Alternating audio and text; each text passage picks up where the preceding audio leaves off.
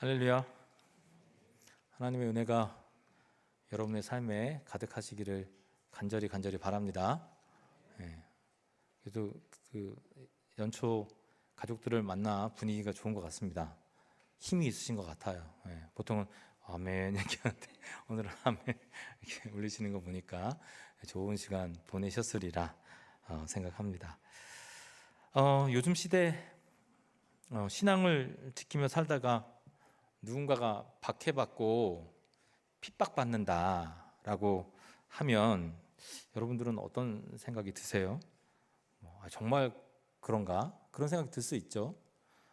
왜냐하면 우리는 아직 박해나 핍박이나 종교적 자유를 가지고 우리가 살아온 지가 꽤 되어서 뭔가 핍박받고 박해받는다라는 그 사실이 현실감이 떨어지는 것도 사실입니다. 근데 신앙을 지키면서 특별히 그리스도인들이 세상에서 핍박받고 박해받는 일들이 분명히 일어나고 있어요.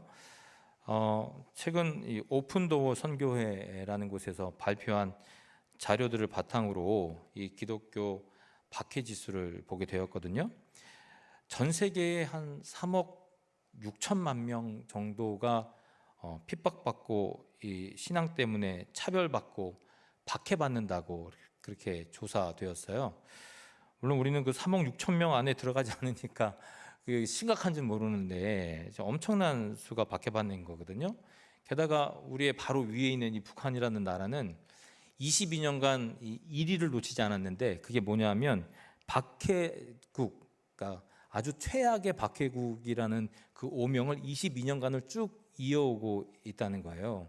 그러니까 사실 우리하고는 상당히 밀접한 관계, 이 박해라는 것이 너무 밀접하게 우리의 삶에 자리하고 있다는 것도 우리는 때로는 생각하고 살아가야 한다 생각합니다. 전 세계인의 7분의 1 기독교인들 중에 이 박해를 받는다고 하니까 정말 많은 수가 박해받는 거고, 이 그림을 이렇게 보면 아프리카, 중동 박해 지수가 꽤 늘어났고요. 그리고 중국과 인도에 있는 교회들, 제가 이곳에 있는 친구들이 많이 쫓겨났기 때문에, 나라를 쫓겨났기 때문에 제가 너무나 잘 아는데 이 박해의 지수, 공격의 지수가 상당히 높아져 가고 있다는 것을 우리는 발견할 수 있습니다. 신앙을 이유로 죽음을 당하는 사람도 특별히 기독교인들이 한 해 동안 한 5천 명 정도가 된다고 하니까, 그리고 교회들도 공격받는 수가 한 7배가 늘어서 15,000곳 정도가 된다고 하니까 우리와는 상관없는 일이 아니라 하나님의 그 섭리 가운데 일어나는 일 가운데 아주 심한 박해와 어려움과 고난이 이 지구 전 안에 속속들이 나타나고 있다고 해도 과언은 아닐 것입니다. 게다가 이 수치가 5년간 쭉 상승하고 있다고 하니까 전혀 줄어들 기세를 보이지 않는 거죠. 또 누군가가 지금도 어느 시대에 어느 나라에서 이런 박해가 쭉 이어질 수 있다고 생각하면 이게 남일이다 이렇게 생각하기 참 어려운 듯 싶어요. 성도 여러분, 근데 그럼에도 불구하고 불행인지 다행인지는 몰라도 성경 말씀을 쭉 보면 박해는 박해로 끝나지 않더라고요. 그 뒤에 뭐가 나옵니까? 항상 복이 등장하거든요. 그러니까 말씀을 읽으면 박해라는 이 말 속에서의 마음은 조금 아프고 아리기도 하지만, 그럼에도 그 가운데 하나님께서 그 이후에 복을 주신다고 하니 조금 그 아픔과 상실감이 조금 상쇄되는 그런 느낌도 말씀을 보면 들기도 합니다. 그러니까 심적인 부담이 조금 줄어들게 되는 거죠. 오늘 말씀도 예수님께서는 이 이야기를 하시는 거예요. 마태복음 5장 10절 말씀인데, 오늘 말씀 첫 번째 말씀 우리 같이 한번 읽었으면 좋겠습니다. 시작. 의를 위하여 박해를 받은 자는 복이 있나니 천국이 그들의 것입니다. 의를 위하여서 뭘 받는다고요? 박해를 받는 자는 뭐가 있어요? 복이 있대, 복이. 박해 받으면 복이 있다니까. 그 정도는 좀 참을 수 있지 않을까? 이렇게 생각될 수도 있을 거예요. 그리고 11절에도 동일한 말씀, 동일한 의미의 말씀이 등장하는데 이렇게 기록합니다. 나로 말미암아 너희를 욕하고 박해하고 거짓으로 너희를 거슬러 모든 악한 말을 할 때에 너희에게 복이 있다. 그러니까 박해를 통해서 뭐가 나오는 거예요? 복이 있다고 하나님께서는 말씀해주고 있어요. 그뿐만이 아닙니다. 우리 사도들의 말을 들어보면 베드로전서 4장 14절 말씀인데 이렇게 기록해 같이 한번 읽어볼까요? 이 말씀 시작. 너희가 그리스도의 이름으로 치욕을 당하면 복이 있는 자로다. 치욕을 당하면 뭐가 있어요? 복이 있대, 복이. 아유, 뭐 이 정도면 됐지. 뭐 치욕 한번 당하고, 고통 한번 당하고, 고난 한번 당하고, 복을 받으면 되는 거 아닌가? 어때요, 성도 여러분? 이 말씀이 여러분에게 좀 위로가 되십니까? 박해받는 사람에게 복이 있다면서요. 하나님 말씀 전하고 하나님의 은혜를 전하는 사람에게 박해가 있는데 그 이후에는 복이 있다면서요. 근데 이 말씀에 우리는 보면 하나도 위로받는 얼굴이 아니에요. 여러분 얼굴 보면 여전히 좀 떨떠름한 마음이 있는 듯 싶어요. 근데 그게 맞는 거죠. 왜냐하면 우리는 이 복이 무엇인지, 물론 이 복에 대한 나름의 생각들, 뭐 세상의 복일 수도 있고 영적인 복일 수도 있고 나름의 생각들이 있어서 나름 이것을 단언하여서 이런 거다 이야기할 수는 없어요. 그렇기 때문에 좀 불안하고 염려하는 마음이 있어요. 그래서 제가 여러분에게 지금 이 말씀을 드리면 분명히 여러분 좀 실망할 수밖에 없는 말씀일 거예요. 즉 하나님께서 우리에게 복 주신다, 그대로 믿으면 안 돼요. 하나님 말씀 그대로 믿으면 안 된다는 것도 좀 이상하긴 한데, 우리가 생각하는 복이 아니란 말이에요. 우리가 생각하는 복은 뭡니까? 뭔가 세상에서 나의 어떤 유익을 채우는 거, 내가 노력한 대가가 원하는 정도의 수준이 아니라 그 이상이 쏟아지는 거, 이런 것들을 우리는 복이라고 생각하잖아요. 건강도 좀 뭐 나이 들 때까지 건강이 있었으면 좋겠고, 또 물질도 뭐 어느 정도까지는 지켜줬으면 좋겠고, 자식들도 잘 됐으면 좋겠고, 뭐 여러 가지 우리는 이런 나름의 복에 대한 생각을 가지고 살아가고 있지만 성경이 말하는 복은 꼭 그런 것만은 아니죠. 뭐 다 포함될 수는 있겠지만 꼭 그렇게 이야기하지는 않아요. 그럼 복의 의미는 뭘까? 성경의 그 말씀의 어원을 좀 깊이 보니까 이 딱 한 줄이 등장하더라고요. 피 흘림이다. 그렇죠? 여러분들 생각하는 게 그대로 나타나는 거죠. 그럼 그렇지, 복을 얘기하고 예수님께서, 하나님께서 그렇게 쉽게 우리의 삶의 필요를 채워주실 리는 없지. 피 흘림이라는 의미가 이 복 깊은 곳에 담겨져 있는 거예요. 이런 복이란 말, 축복이란 말을 영어로 쓰면 blessing 이러잖아요. 축복받는다 할 때 blessing 이러거든요. 근데 이 blessing이란 말의 어원이 어디로부터 나오느냐? bleed로부터 나와요. 이 bleed가 무슨 뜻입니까? 피 흘린다는 얘기거든요. 그러니까 이 피 흘림을 통해서 뭐가 그 의미 속에 담겨져 있는 거예요? 축복이라는 의미가 담겨져 있는 거예요. 아이, 그럼 그렇지. 그럼 그렇지. 피 흘림을 통해, 고통을 통해 그걸 복이라고 예수님께서는 말씀하시겠지. 우린 분명히 이렇게 이야기할 수 있어요. 맞아요. 그 말이 맞습니다. 그래서 이 말은 어떻게 해석해야 되냐면 이렇게 바꿔서 이야기할 수가 있어요. 의를 위해 박해를 당하는 자에게 뭐가 있어요? 피 흘림이 있다. 이거 좋게 표현하면 피 흘림이지만 피 뿌림이 있다. 또 다른 말로 말하면 죽음이 있다. 우리는 분명히 축복이라고 생각하고 하나님 믿으면 축복받는다고 생각하고 즐겁게 행복하게 살아야 된다고 그렇게 단언하며 살아가고 있는데, 정작 성경은 박해를 당하는 자, 성도로 살아가는 자에게는 피 흘림이 있다고 말씀하고 있어요. 근데 이게 어느 한 순간, 예전에 어떤 때, 그게 아니라 쭉 이어진다 그래요. 어디까지? 대대손손 예수 그리스도를 믿는 모든 성도에게까지 이루어진다. 난 선교사도 아닌데 내가 왜 핏부림을 당하고 고통을 당해야 됩니까? 라고 의문을 가질 수 있지만 그리스도인이라면 모두가 다 이런 고난과 핍박과 고통 가운데 살아갈 수밖에 없다는 것이 성경의 가르침이라 이 말입니다. 그래서 마태복음 23장 35절 말씀에는 이런 말씀이 있어요. 같이 한번 읽어볼까요? 시작. 그러므로 의인 아벨의 피로부터 성전과 제단 사이에서 너희가 죽인 바라가의 아들 사가랴의 피까지 땅 위에서 흘린 의로운 피가 다 너희에게로 돌아가리라. 아멘을 두 분 하셨어요. 다 너희에게로 뭐가 돌아가요? 그 피가 돌아간다는 거예요. 그러니까 무슨 말입니까? 의를 따르고자 하는 모든 인생들이 있는 곳에는 그 피 흘림이 대대로 이어진다. 대대로 이어진다. 그 죽음의 그림자가 대대로 이어진다. 어디 핍박과 박해, 그게 저 먼 나라, 저 아프리카, 아니면 북한 이런 데만 있는 줄 아는데 그게 아니라 지금 이 순간 이곳에서도 성도들이 있는 곳이라면 그 피 흘림과 피 뿌림이 대대로 이어진다. 여러분들도 나름 한 가족이 예배드리는 이유가 있겠죠. 왜냐하면 우리 마음에는 그럼에도 불구하고 묘한 소망이 있어요. 기대감이 있다고요. 무슨 기대감이요? 하나님께서 주실 복에 대한 기대감이 분명히 있어요. 왠지 아십니까? 이미 여러분들은 하나님 나라를 소유했기 때문이에요. 핍박받아서 하나님 나라를 받는 게 아니라 이미 우리가 소유했기 때문에 우리는 박해를 받고 핍박을 받는다. 그렇기 때문에 이미 우리는 우리의 마음에 뭐가 있어요? 천국이 있기 때문에 그 핍박을 받는다고 했을 때도 두려워하거나 염려하는 것보다는 묘한 소망감을 가지고 있다는 거예요.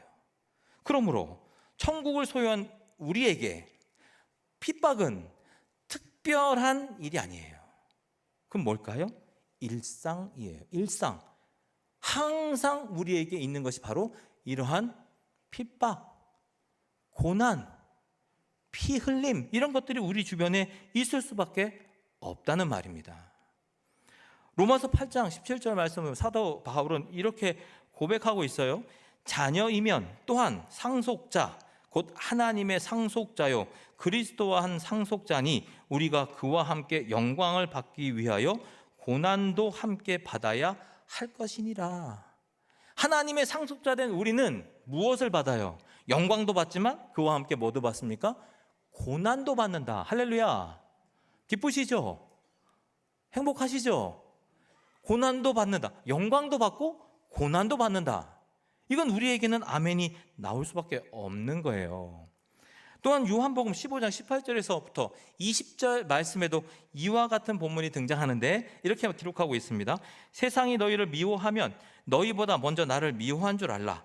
너희가 세상에 속하였으면 세상이 자기의 것을 사랑할 것이나 너희는 세상에 속한 자가 아니요 도리어 내가 너희를 세상에서 택하였기 때문에 세상이 너희를 미워하느니라. 내가 너희에게 종이 주인보다 더 크지 못하다 한 말을 기억하라. 사람들이 나를 박해하였은즉 너희도 박해할 것이요 내 말을 지켰은즉 너희 말도 지키시리라. 지킬 것이라.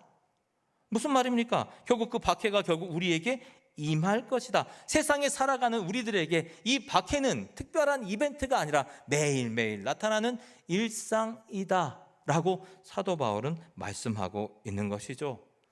그러니까 성도는 물론 지금 이곳이 세상일 수도 있겠지만 이곳에서도 박해받고 핍박받을 수 있지만 여러분들이 이곳을 나가서 세상에 나가면 항상 여러분들을 따라오는 게 뭐다? 박해와 핍박과 고난이다. 왜 그런 줄 아십니까? 악이 가득한 곳에 하나님께서는 여러분을 뭐로 보내시는 겁니까? 빛으로. 그리고 뭐로 보내시는 겁니까?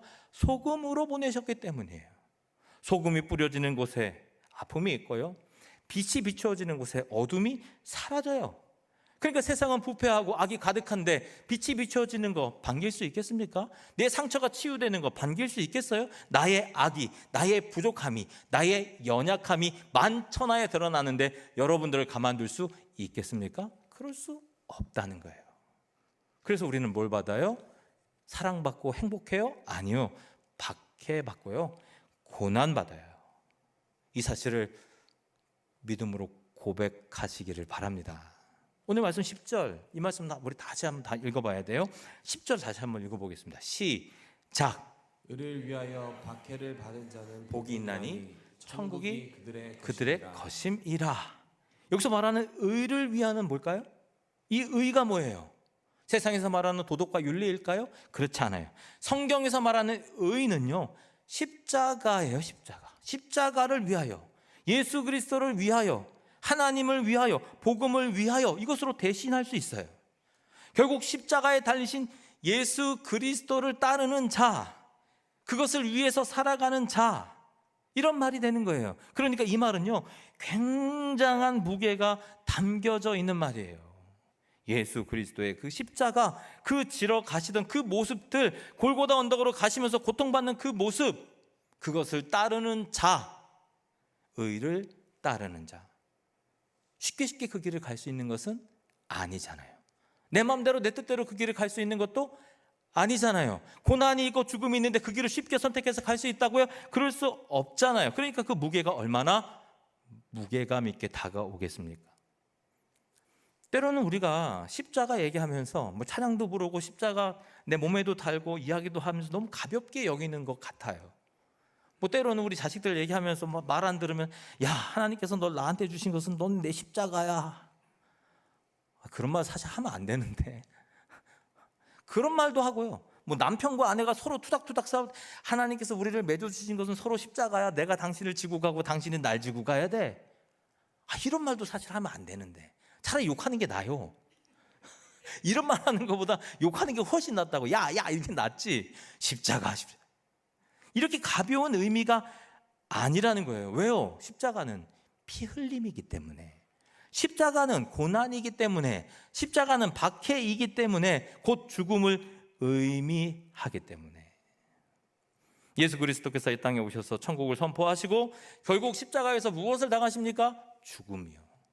죽음을 당하셨잖아요. 결국 그 의를 따르는 자에게, 그 십자가를 따르는 자에게, 그 죽음을 따르는 자에게 하나님께서는 복이 있다, 그렇게 말씀하시는 거예요. 그러니까 성도는 하나님을 따른다면, 예수님을 따른다면, 그 의를 따라 살아간다면 박해를 피하지 않는다는 의미이고, 박해를 피하지 않는다는 것은 결국 죽음까지도 내가 불사하겠다 하는 그 마음으로 주님을 고백하고 주님을 믿는다 하고 그리스도인으로 살아가는 거죠. 첫 순교자 구약 성경에 나오는 아벨을 보면 사실 제사는 아벨보다 먼저 그 형 가인이 드렸거든요. 근데 그럼에도 불구하고 누구의 제사를 받으셨는가? 아벨의 제사를 받았다. 성경은 그렇게 기록해요. 그러니까 아벨이 온전한, 하나님이 보시기에 합당한 예배를 드렸다는 것, 그거 하나만으로 어떻게 됩니까? 박해를 받아요. 첫 순교자로 자리매김을 한다 이 말이에요. 다른 것이 아니었어요. 오직 주님께 온전하게 예배 드렸다는 것만으로 죽음을 당했다는 거예요. 신약 성경에는 수많은 사람들의 역사가 그렇게 나와요. 스데반도 그렇고 예수님의 제자들도 마찬가지예요. 예수님을 따라갔다는 만으로 결국 위기가 있음에도 불구하고 그 길을 포기하지 않고 나아갔다는 것만으로 그들은 죽음을 당한다는 거예요. 참혹한 인생의 결말을 맞이했다는 말입니다. 순교했다는 말이에요. 성도 여러분, 여러분에게, 신앙인들에게 순교는 대체 어떤 의미로 다가옵니까? 어떤 의미일까요? 사실 입에도 담고 싶지 않은 이 단어는 원래 처음부터 그 의미는 아니었어요. 순교, 죽음, 무거움, 십자가, 이 의미가 아니었단 말이에요. 원래 이 순교라는 의미의 단어, 이 마르타돔이라는 이 단어는 마르투스라는 말에서 나왔거든요. 이 마르투스는 다른 말이 아니라 증언하다예요. 증언하다. 증언하다로부터 순교라는 말이 등장하게 되었다는 거예요. 근데 그 증언하다, 이게 뭐 대단한 말은 아니잖아요. 사도행전 보면 이 용례가 나오는데 1장 8절 말씀, 여러분 잘 아는 말씀이에요. 성령이 임하면 권능을 받아서 땅끝까지 내 뭐가 돼요? 증인이 되리라 하는 이 증인이라는 말, 이게 바로 마르투스거든요. 증인, 하나님을 고백하는 것, 증거하는 것, 다른 의미가 없었어요. 이 증인이 되리라 하는 말이 바로 이러한 말의 어원이 됐단 말이에요. 제자들이 가룟 유다가 빠졌을 때 그 결혼이 된 상황에서 한 사람을 제자로 구할 때 무엇을 조건으로 두었는가? 사도행전 1장 22절 말씀에는 뭐라고 기록하냐면 예수께서 부활하심을 증언할 사람, 즉 예수님께서 부활하신 것을 보고 그것을 말로 표현해서 알릴 사람, 증언할 사람을 바로 제자로 삼았다. 여기서 이 단어가 등장하고 있다는 거예요. 그러니까 이 순교라는 말, 지금 우리가 알고 있는 이 순교라는 말은 그 당시에는 순교라는 말로 표현되는 것이 아니라 증언했다, 말했다, 선포했다로 등장하고 있다는 거예요. 처음에 등장이 우리가 생각하는 그 무거운 의미가 아니었다는 거예요. 그런데 이후에 그 증언함을 통해서 박해를 받고 죽음을 당하게 됐을 때 비로소 그 의미가 우리가 생각하는 순교의 의미로 바뀌어서서 새로운 의미로 사용하게 되었다, 이 말이거든요. 그럼 그 전에 어떤 일이 있었습니까? 아무도 신을 위해서 뭐 혹시라도 자기가 믿는 신의 제사장이든 뭐 그 신하든 이런 사람들은 혹시 모르지만 모든 사람들, 예배하는 모든 사람들이 어떤 신을 위해서 자기의 목숨을 바치는 일은 없었다는 말이에요. 그 전까지는 아무도 어느 누구도 그 일을 하지 않았다. 그게 어리석은 일이라고 그들은 스스로 생각했다는 거예요. 그렇죠. 누구를 위해서 내 목숨을 바친다는 거, 그건 당연히 어리석은 일이지 누가 그 일을 쉽게 할 수 있겠습니까? 그런데 예수님이 십자가에 못 박히고 돌아가시고 나서, 그리고 부활하시는 그 상태 속에서 예수 그리스도를 증언하는 사람들이 결국 어떠한 형태로 죽음을 맞이했는가? 순교라는 형태로 죽음을 맞이한 이후, 이 단어는 증언하다로부터 순교하다, 자기의 목숨을 내어 던지다라는 의미로 자리매김하게 되었다는 거예요. 예수 그리스도가 너무 귀해서, 그들이 어리석어서 그런 게 아니에요. 천국을 소유했기 때문에 야, 이제 나는 죽어도 괜찮아, 내 인생 괜찮아, 막 살아도 돼, 이런 의미가 아니라고요. 예수님이 너무 귀해서, 지금 우리의 인생길, 이 100년도 안 되는 이 인생길이 너무나 귀하고 가치 있게 여겨지지만, 그럼에도 불구하고 예수님 이름을, 그 이름을 선포할 때 혹시라도 나에게 죽음의 위협이 닥친다 해도 나는 절대로 피하지 않겠다. 이게 초기 그리스도인들이 하나님을 선포하면서 당했던 고난이요, 핍박이요, 그 결과가 순교였다는 거예요. 주님을 전할 때 피 흘림이 따라와요. 주님을 선포할 때 핍박이 따라와요. 주님의 말씀, 그 복음을 전할 때 옆에 있는 사람들이 찔림을 받아서 나를 공격해요. 초대교회 모든 성도들은 다른 말로 모두 다 순교자였다는 거예요. 주님의 말씀을 전하는 자, 순교자였다는 거예요. 그러므로 성도 여러분, 예수님에 대해서 증언했다는 이유만으로 스데반이나 사도 바울이나 모두가 순교자가 되었다면 지금 우리는 뭐가 다르냐는 거예요. 우리도 역시 그러해야 한다는 말입니다. 언제 어디서든 순교당할 가능성을 인정하며 십자가를 선포해야 돼요. 하나님의 말씀을 전해야 한다 이 말입니다. 제가 예전에 성령의 은혜를 입고 십자가가 믿어질 때 속에서 끌어올리는 게 있더라고요. 뭔가 토할 것 같다. 그러면서 뱉기 시작한 말들이 어떤 말인 줄 아십니까?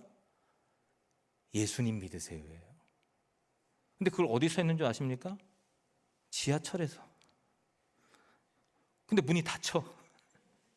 도망가야 되는데, 예수 믿으세요 하고 나가야 되는데 문이 닫혀요. 얼마나 민망했던지. 이거 정말 어디서 TV에서 나올 법한 이야기 아닙니까? 근데 정말 그런 경험이 있어요. 사람들 앞에서 하나님 말씀 전하는 거, 믿지 않는 사람들에게 주님의 복음을 전하는 거, 하나님을 모르는 사람들 앞에 하나님의 말씀을 전하는 거, 여러분 그거 쉬운 일이 아니에요. 비록 박해나 핍박은 없지만 어려운 일이에요. 그럼에도 불구하고 그 당시에 성도들은 자기의 생명을 걸면서도 하나님의 말씀을 전하고 주님의 복음을 전하고 예수 그리스도의 부활을 전했더라. 할렐루야. 우리가 여기서 배워야 되는 게 뭡니까? 우리도 어떻게 죽을 수 있을까 고민해야 됩니까? 그렇지 않잖아요. 그런 사람은 없어요. 무엇을 해야 됩니까? 오직 십자가의 복음을 세우는 것, 내 안에 그리스도의 은혜가 있는가를 확인하는 것, 날마다 살피는 것, 주님의 은혜가 나에게는 어떤 의미인지를 상고하는 것, 그게 우리가 감당해야 할 일이다라는 거예요. 그리고 예수님을 통해서 삶과 죽음이 분리되었던 그 놀라운 경험을 우리는 삶 속에서 경험할 수 있어야 되는 거예요. 예수 그리스도를 따라갔더니 삶이 있고, 그렇지 않고 세상에 빠져 살아갔더니 죽음이 있더라. 그 고백이 우리의 삶 가운데 나타나야 돼요. 그래서 십자가 예수가 훨씬 더 나에게 가치 있다는 것을 깨달을 수 있어야 한다 이 말입니다. 지금은 그렇게 많이 보지는 못했던 것 같아요. 예전에 보면 차 타고 가다가 차의 뒷모습을 보면 예수님 믿는 사람들이라는 걸 아는 표식들을 하고 다니는 사람들이 있었어요. 그것도 꽤 많았어요. 예를 들면 익투스라고 그 물고기 모양을 붙이고 다니는 분들도 계시고, 예수님은 사랑입니다라고 이야기하고 붙여놓는 분들도 계셔서 아마 여러분들 중에도 있어요. 요즘은 잘 보이지 않아요. 근데 예전에는요 초대교회 성도들은 그 익투스라는 표시를 마음 가운데 품고 다녔다고요. 왜 그런 줄 아십니까? 그거 내딛는 순간 어떻게 되는 거예요? 죽음을 당하는 거거든. 예수 믿는 사람은 처형을 당하는 거거든. 순교당하는 거거든. 그러니까 그것을 쉽게 내놓지 못했다고요. 근데 어느 순간인가 우리 시대를 바라보면 너무나 당당하게 그걸 붙여놓는 사람들이 있더라고요. 야, 진짜 대단하다. 여러분, 어떤 의미로 그 표식을 달고 다녔겠습니까? 베드로에게 말씀하신 물고기를 대신에 사람을 낚는 어부가 되게 하리라, 그 말씀이 너무 은혜가 있어서 그 표식을 붙이고 다녔겠습니까? 물고기 2마리, 보리떡 5개로 수많은 사람들을 먹였다. 야, 그 기적이 나에게도 좀 일어났으면 좋겠다 하는 그 마음에서 그 익투스라는 표시를 붙이고 다녔겠냐고요. 여러분들 가정에 가보면, 여러분들 예전에 다녔던 교회, 이 교회에서 마찬가지지만, 여러분 십자가 달리고 여러분 딱 그 문패에 교회 이름 붙여고 다니는 분들 많이 있을 거잖아요. 여러분, 그 일을 왜 합니까 도대체? 내가 어느 교회에 다닌다는 그 성도라는 증표를 알리기 위해서입니까? 아니면 어느 교파에 소속되는 걸 알리고 싶어서 그걸 붙이고 다닙니까? 아니면 이단들 오지 마라, 우리 집은 방문하지 마라, 이러한 마음으로 붙이고 있는 것은 아니잖아요. 단순한 의미가 아니라는 거예요. 거기에는 굉장한 무게감이 있어야 한다는 거예요. 쉽게 그 일을 할 수 없다는 겁니다. 그럼 무엇입니까? 예수님을 위하는 일이라면 목숨을 버려도 좋다. 예수 그리스도를 위하는 일이라면 나는 생명을 걸 수 있다.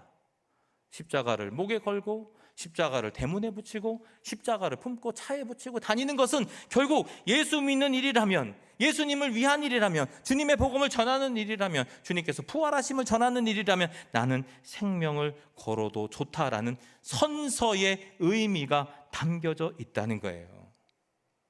성도 여러분, 그것이 바로 우리의 신앙 양심 아닙니까?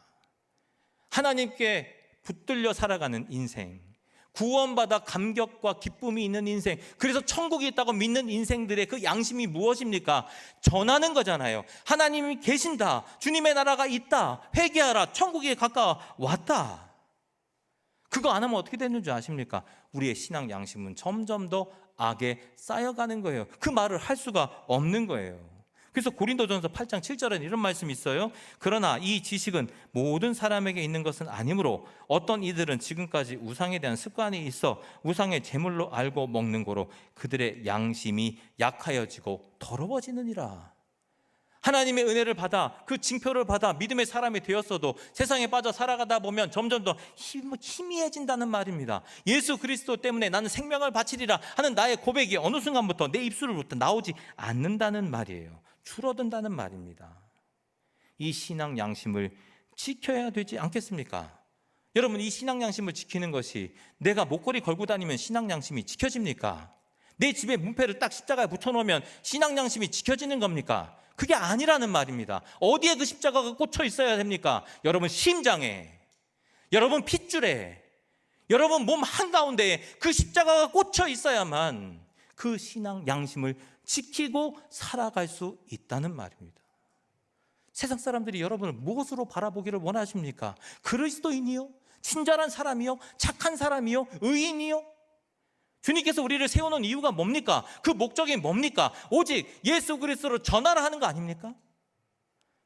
그렇게 모양만 닮아가는 것이 아니라, 형식만 닮아가는 것이 아니라, 너희가 있으면 세상이 감당하지 못할 그 사람들, 핍박을 받을 수밖에 없는 그 강력한 능력으로 세상에 나아가라. 주님께서는 우리에게 그렇게 말씀하시는 거잖아요. 생각해 보세요. 내가 어떻게 살아오고 있는지, 핍박이 있고 고난이 있고 박해가 있는지 한번 잘 여러분의 삶의 자리를 살펴보시기를 바랍니다. 2025년도도 벌써 한 달이 지났어요. 이제 조금 있으면요, 반년 지났다 그럴 거예요. 조금 있으면 다 끝났네, 이 얘기 나올 거예요. 한 달이 그냥 훌쩍 지나갔어요. 이 한 달 동안 여러분 편하게 지내셨습니까? 행복하셨습니까? 여러분 주변에 아무도 여러분들을 건드리는 사람이 혹 없었던 건 아닙니까? 그냥 모든 사람들과 같이 어울려서 편안하게 살지는 않았습니까?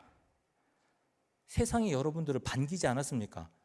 세상과 살아가면서 타협하며 살아간 것은 아닙니까? 왜 나에게는 핍박과 고통이 없었을까요? 그건 자기 목적성이 결여되어 있기 때문이에요. 내가 무엇을 위해 이곳에 있는지를 잊어버렸기 때문이에요. 내가 무엇을 위해 하나님이 나를 성도 삼았는지를 잃어버렸기 때문이에요. 자기 목적성을 영어로 오토텔릭이라고 말합니다. 이 오토라는 말은 자기 자신이고, 텔릭이라는 말은 목적이라는 이 합성어거든요. 나의 목적성, 내 존재가 왜 필요한지, 내가 왜 이곳에 있는지, 그것을 잃어버렸기 때문에 우리에게 혹 세상이 주는 핍박과 고난이 없었던 것은 아니냐 하는 거예요. 저는 골프를 치지 않아요. 물론 잘 치게 생겼죠. 허리도 날렵하니. 골프 치는 분들 얘기 들어보면 그렇게 좋대요. 골프 치는 날이 비싼데도 그렇게 뭐가 좋을까, 왜 이렇게 좋냐 물어보면, 치면 그 공 날아가는 게 너무 좋대요. 그 광활한 파란 푸른 풀밭에 내 공이 친 공이 물론 다 옆으로 거의 대부분 빠지지만 잘 날아가는 공 하나가 그렇게 기분이 좋대. 그래서 그날만을 기다린다는 거예요. 근데 막상 골프를 치는 날이 와서 골프를 치고 돌아오는 날에는 마음이 씁쓸하고 고통이 있고 부담감이 있고 이렇대요. 왜 그러냐 그랬더니, 골프를 치러 갔는데 옆에 사람이 내기 골프 치자 그래가지고 골프 치는 거 생각 안 하고 돈 버는 것만 생각하고 왔더니 그렇다고. 그렇게 사는 사람들 혹 있지 않습니까? 정말 그 광활한 곳에 운동하러 갔다가 돈 때문에 걱정하고 염려하고 초조하고, 제가 치면 되냐 안 되냐 서로 욕하고 견제하고, 왜 그렇게 삽니까? 우리가 왜 그렇게 변질된 겁니까? 근데 여러분, 그게 골프 치러 가는 사람만 얘기하는 겁니까? 아니, 우리 모두 다 혹시 그런 존재가 아닙니까? 하나님이 뿌려놓으신 그 귀한 성도의 직분을 감당하고 하나님의 복음을, 순교를 감당하며 그 일을 감당해야 되는데 그 일을 하지 않고 세상과 더불어 타협하며 살아가는 우리의 모습이 혹 지난 한 달간 있지는 않았는가 하는 겁니다. 자기 목적성을 회복하시기를 바랍니다. 성도로 주님께서 우리를 세워주신 그 이유를 다시금 깊이 묵상하시기를 바랍니다. 로마서 8장 18절 말씀에 이렇게 말합니다. 생각하건대 현재의 고난은 장차 우리에게 나타날 영광과 비교할 것이 없다. 장차 우리에게 나타날 영광과 지금 당장의 고난은 비교할 수 없이 너무도 엄청난 영광이 우리에게 있다는 사실, 그것을 우리는 깨달아야 현실 속에서 주님의 말씀을 대언하며 심지어 핍박받고 고난받고 내 생명을 드린다 하더라도 그 자리를 피하지 않는 거 아닙니까? 오늘 말씀 마지막 절에 뭐라고 기록합니까? 기뻐하고 즐거워하라. 하늘에서 너희의 상이 크임이라. 너희 전에 있던 선지자들도 이와 같이 박해하였느니라. 이와 같은 선지자, 너희 전에 있었던 모든 사람들이 지금 뭘 누리고 살아간다는 겁니까? 기쁨과 즐거움으로 살아간다는 얘기 아닙니까? 박해를 받고 비록 죽음을 당했어도 지금은 주님의 나라에서 큰 기쁨과 감격으로 즐거움으로 살아가고 있다. 너희는 지금 기뻐하고 즐거워하고 살아가고 있는가? 삶에 고난이 있고 어려움이 있겠지만, 박해가 있겠지만, 죽음의 위협에 딱 맞닥뜨려지겠지만, 주님의 말씀을 대언할 때 그럼에도 불구하고 주님께서 주시는 기쁨이 있다는 사실을 기억해라. 모든 사람들이 다 받았느니라. 이전에 모든 믿는 자들이 다 받았느니라. 그들의 삶의 종말은 때로는 비겁하고 때로는 비참했을 수 있겠지만, 그럼에도 불구하고 하나님의 은혜를 꽉꽉 채워주시는 그 날이 분명히 올 것이다. 하나님의 말씀입니다. 이 말씀을 기억하며 살아가시기를 바랍니다. 한 달 지났습니다. 앞으로 몇 달 남았습니까? 영원히 11달만 남았습니까? 여러분 인생이 영원히, 이 영원한 시간대에 하나님께서 우리를 세워주신 그 목적을 다시금 발견하셔서 신앙 양심을 지키시고 오늘도 내일도 모레도 영원까지 주님을 위해서라면 나의 생명까지도 드리겠습니다 고백하며 살아가는 저와 여러분 다 되시기를 간절히 바랍니다.